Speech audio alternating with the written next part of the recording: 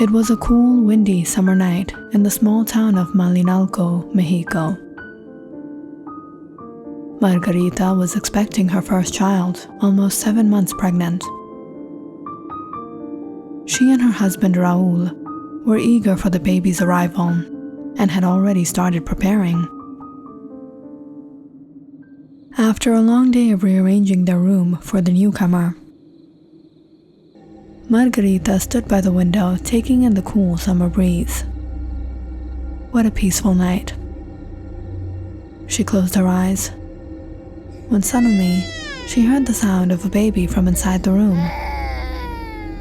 Startled, Margarita turned,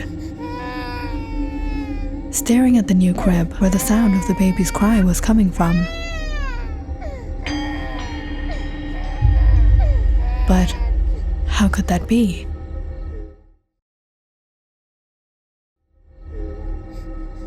Margarita curiously stepped forward,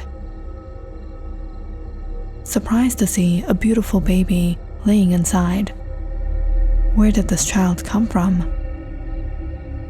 She intently stared into the child's deep blue eyes, about to pick her up, when she froze, seeing those blue eyes begin to change. Margarita woke up startled. She looked to the corner of the room. The crib lay empty. Her husband Raul got up beside her. "Margarita, what happened?" "I saw a strange dream." All of a sudden, Margarita held her belly, feeling a piercing pain. "Raul, it's hurting." Early that dawn, Raul arranged for a carriage to visit the doctor in the neighboring village. The weather was gloomy and the skies foreshadowed a storm to come, but Margarita's pain seemed to be getting worse, and the expecting parents were concerned. "Doctor, is everything all right? I can hear the baby's heartbeat. It's a strong and healthy child. Things like this can happen in pregnancy. It's normal. Try to get rest and eat well." "Do you have electricity in your home?" "No, doctor. It hasn't reached our village yet." "I see. Is there anyone at home who can help out?" "Yes, doctor. My mother lives with us." "That's wonderful. Everything seems fine, so you two can return home. There's no reason for worry. Take care." Margarita and Raul left the doctor sometime in the afternoon, finally relieved hearing the good news. They went to the marketplace and had some tamales from a street stall, and Raul picked up some guavas for Margarita. Before they returned back home sometime late in the evening, Raul's mother Teresa was pacing out in the yard waiting for them. "Raul, Margarita, how is everything? Is my grandson all right?" "Yes, mother. The doctor said there's no need to worry." "That's good. Now let's go, Margarita. Why don't you get some rest and I'll prepare food?" Margarita was quite exhausted after returning from the doctor's. She spent much of the evening trying to relax. But she felt strange. She felt so hot. It was midsummer, but Margarita had never felt like this before. "Raul, why is it feeling so hot?" "Hot? The weather has cooled down a lot." Margarita tried fanning herself and wearing a lighter pair of clothes, but nothing helped. "I can't drink this, Raul. The water's become hot." "Hold on, I'll bring some cold water from the well for you." But even after drinking cold water and splashing it onto her face, Margarita still felt suffocated by the heat.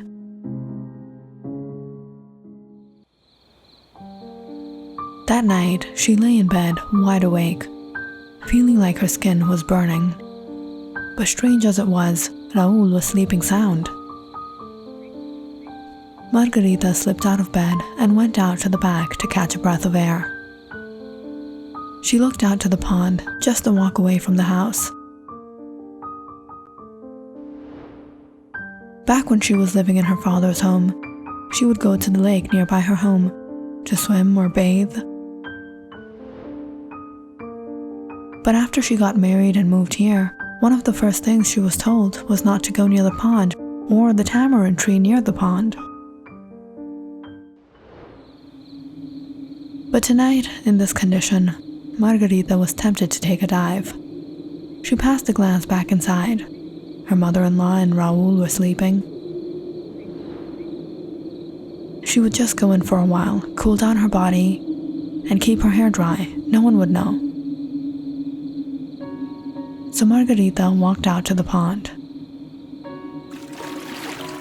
The water felt so refreshing.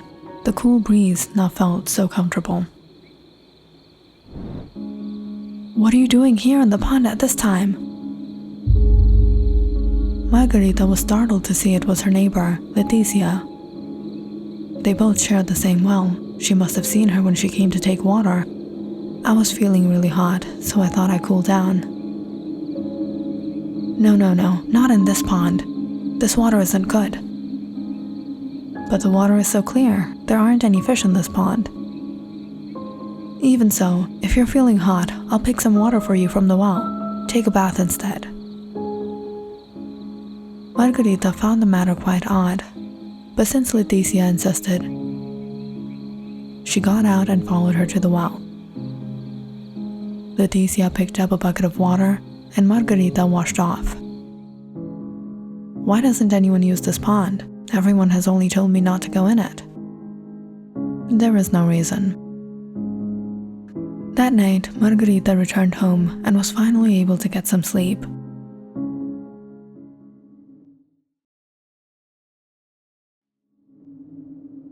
The following day, the weather was moist and the thunder continuously rumbled. The gray clouds allowed not a speck of sunshine to seep through. But even today, Margarita felt so exhausted due to the heat. "Margarita, did you go out last night?" "Yes, I was feeling so hot, I took a bath."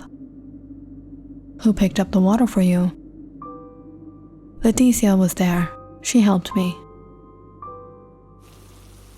In the evening, the rain finally began to pour, and the cold breeze blew all throughout the house. "It's raining quite heavily. Are you still feeling hot? Do you want me to bring you some water?" "No, Raul, I'm fine." Margarita assumed tonight she would be able to sleep sound to the cool weather. But in just a few hours, she woke up feeling awful. Unable to fall asleep again, she looked out her window, staring at the rain pour into the pond. Should she take a swim again? She went in yesterday, and everything was fine, and it wasn't even that deep that she would drown. So Margarita tied her hair and went out to the pond. The rain felt so relieving, and the moist air was soothing. But a while into swimming, Margarita suddenly felt something move by her leg. She tried looking into the water. She knew there was no fish in this pond. What was that? As Margarita moved around trying to see what it was, she felt that striking pain in her belly again.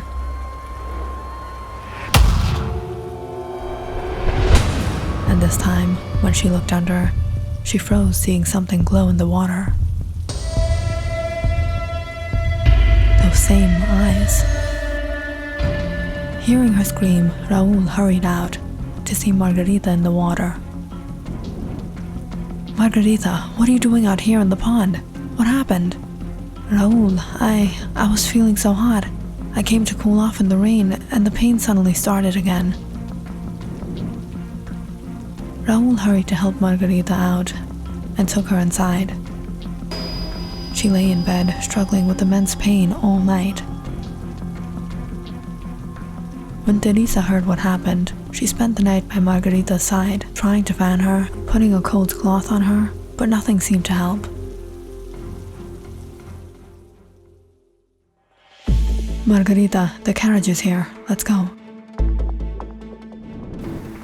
It was sometime around 9 a.m. The couple reached the doctor's again.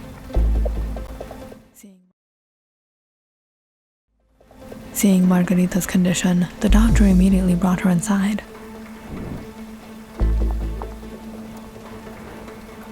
I'm sorry, but there is no heartbeat or movement. Probably the child is no more. You'll have to stay here until the child is naturally delivered.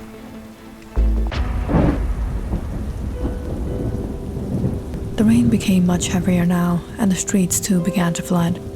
Raúl was devastated hearing the news. And Margarita, she couldn't bear the pain she was going through. She lay in bed, tossing from side to side, until sometime late in the evening again. She fainted from the tremendous pain. Raúl immediately brought the doctor to examine her. When the doctor suddenly saw a movement from Margarita's belly, the baby is alive. This is a miracle. Hearing the good news, Raúl and Margarita got a sense of solace that couldn't be more relieving. But this time, the couple was sure they would be careful. How are you feeling now, Margarita? Better, Mother. I heard you went to the pond when you were told not to. Sorry, Mother. Never go to the pond again. Margarita had no plans on going to the pond ever again, after what she experienced. But in the following days, she noticed how Teresa and Raúl kept an eye on her. Teresa was always questioning her. Margarita, where are you going? Just going out to dry some clothes. And it seemed Raúl was always alert. What happened? Are you feeling hot? I'll fan you. Try to go back to sleep. It was one night. Margarita had gone out to the back to fetch some water. But as she was returning, she suddenly spotted someone standing in the shadow of the tamarind tree. Was it Leticia? Leticia, are you feeling hot too? She took my child. Who took your child? What do you think? You have a son in your womb? You too have a daughter, and she won't spare her either. Who won't spare her? She took my daughter while I was asleep and threw her in the pond. All of a sudden, hearing Raúl shout from inside, Margarita hurried to return. Margarita, where are you? I'm out here. I was bringing water. Why are you carrying so much weight? I would have gotten it for you. As Raúl took the bucket inside, Margarita turned to speak to Leticia again. But she was gone. Where did she go? That night, Margarita lay in bed, wondering about what Leticia said. Why was she behaving so strange? So the following day, around sunset, she decided to visit her. Margarita, you're here? I heard what happened. Is everything all right? Yes, Leticia, I'm fine, but I wanted to speak to you. What is it? Was it you last night by the tamarind tree? What happened? What were you saying in the dark? The look on Leticia's face suddenly changed as she asked, You saw someone and you spoke to her? It wasn't you? No. Leticia, what is it that you all aren't telling me? What is the secret of the pond? Who did I see? And why is this happening to me? Margarita, please don't force me to tell you. It's better you don't know. No, Leticia, I need to know. I'm pregnant. It's a matter of my child's life. All right, I'll tell you. But first, no, we didn't tell you because it would scare you. Your husband is a very good man. The whole village knows that. But he was married before. You aren't his first wife. He was married to a girl named Gloria. And they had a child together. It was a beautiful baby girl. But it was one day, while the child was sleeping in the crib, she suddenly went missing. No one could find her anywhere until 2 days later. The child was found floating in the pond. Everyone was frightened.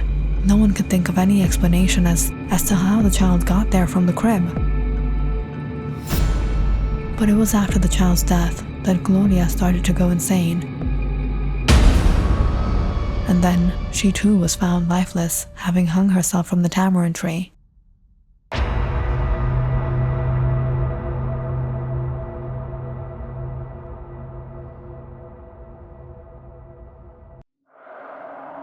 After hearing the story from Leticia, Margarita returned home feeling anxious and quite suspicious. Why did Raul hide all of this from her? Raul, can I ask you something? What? Were you married before? Did you have another child? After staying silent for some time, Raul said with a sigh, "Yes, Margarita, I know secrets like this don't remain hidden. And if you found out I was married, you probably also know what happened with her and my child. I didn't tell you thinking you would misunderstand me. Gloria, she had mental issues. When we got married, she was fine, but after she got pregnant, she started to lose her mind. Until whatever happened, happened."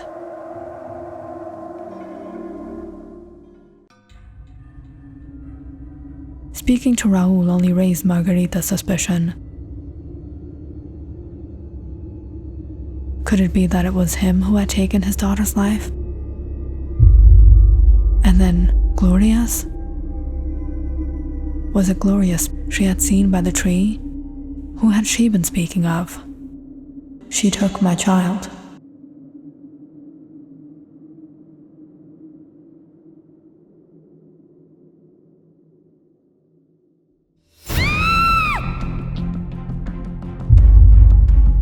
It was sometime after sunset the following day that Raul and Margarita heard a scream from the pond. They hurried out to see Leticia trembling in fright as she pointed to the water. There in the pond was a lifeless body afloat. Mother? How did this happen? Everyone was grieved receiving the news of Teresa's demise. No one could understand how it happened, but assumed it to be an accident. But with heavy hearts, they performed the burial the following dawn. A month after Teresa's death, Margarita and Raul's child was finally born. What a beautiful baby girl, the doctor said, smiling as she handed the child to Margarita. Margarita held her daughter to her chest, finally in the safety of her arms. Mother couldn't see any of my children. Margarita looked at Raul confused. Had she not seen your first child? Mother had gotten the pox while Gloria was pregnant, so she went to live with my sister, not wanting to be near her. And before she could return, the child passed away. Mother never saw the child. Margarita fell silent as her heart trembled, remembering the evening Teresa was found.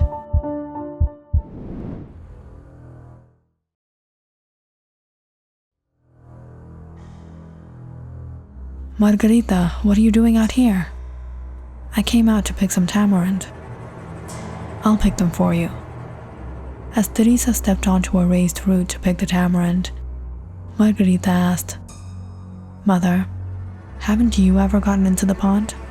No, I never learned how to swim, so I don't go in.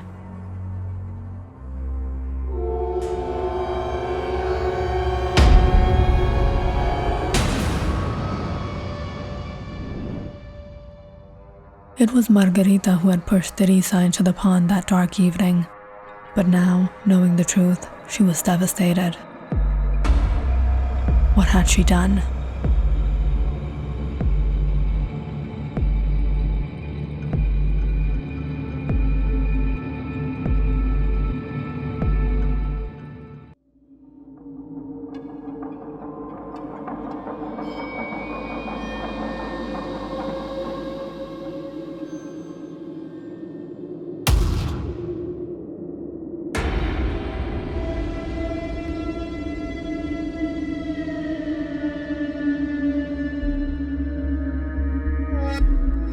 Click on the subscribe button and check out more awesome videos on our channel.